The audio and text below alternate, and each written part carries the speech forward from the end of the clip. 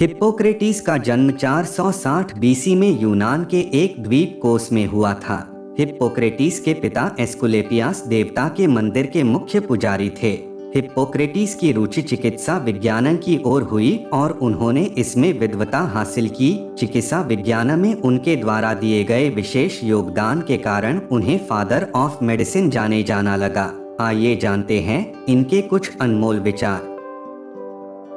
जहाँ चिकित्सा की कला को प्यार किया जाता है, वहाँ मानवता का प्यार भी होता है। भोजन को अपनी औषधि और औषधि को अपना भोजन होने दो।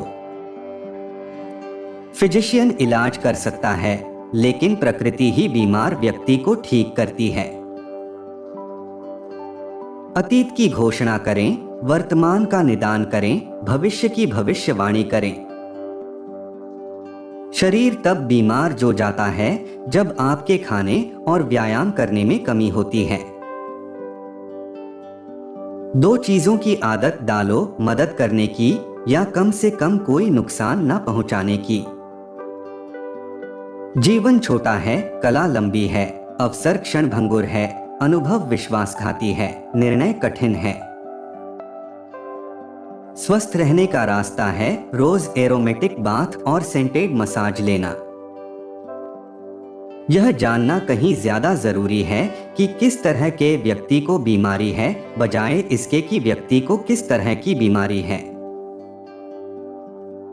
यदि आपका मूड खराब है तो टहलने जाएं। यदि उसके बाद भी आपका मूड खराब है तो दूसरी बार सैर पर जाएं। प्रकृति खुद में सबसे अच्छी चिकित्सक है। हम में से प्रत्येक के भीतर प्राकृतिक उपचार शक्ति ठीक होने में सबसे बड़ी शक्ति है। यदि आप रोगी को भोजन से ठीक कर सकते हैं तो अपनी दवाओं को केमिस्ट के बर्तन में छोड़ दें। जिसका उपयोग किया जाता है वह विकसित होता है, जिसका उपयोग नहीं किया जाता है वह बेकार हो जाता है। किसी को स्वस्थ करने से पहले उससे पूछें कि क्या वह उन चीजों को छोड़ने को तैयार है जो उसे बीमार करती हैं। जिंदगी इतनी छोटी है, कारीगरी सीखना इतना लंबा।